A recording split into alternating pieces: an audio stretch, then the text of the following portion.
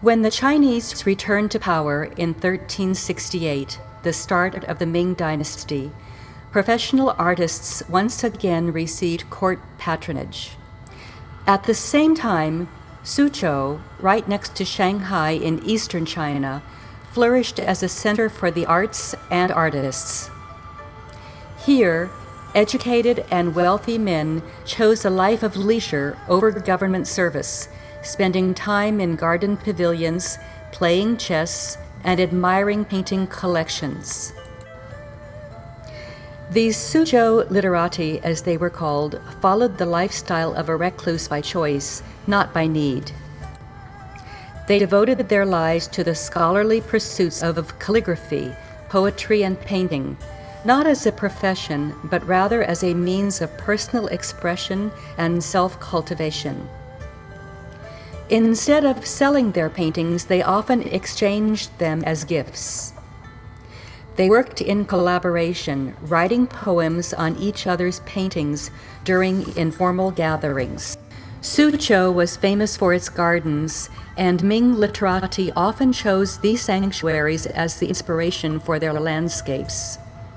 Shen Zhou, the leader of the literati group known as the Wu School, painted this hand scroll, Watching the Rain in the Western Hills. The scene is engulfed with mist and clouds created by an absence of ink, capturing the humid atmosphere. He paints in a coarse style that lacks linear or descriptive brushwork.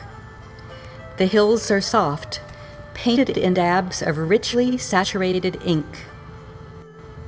The trees, rocks, and vegetation are simple horizontal dots of darker ink from a wet and loaded brush.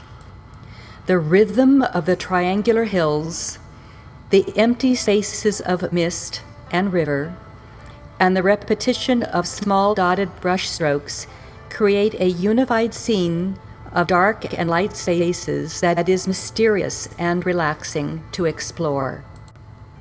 You might be puzzled by the many red seals at the edge of the painting. The artist himself added some of the seals, while others belonged to later collectors, and together they tell the history of the painting. In the 18th century, this painting was in the emperor's collection. The emperor added the large oval seal in the center after he viewed the painting. Shen's most talented and recognized student, Wan Zhengming, whose painting is the subject of the next podcast, wrote the title that precedes the painting in an ancient formal style of writing known as clerical script. How would you spend your time if you could live a life of leisure?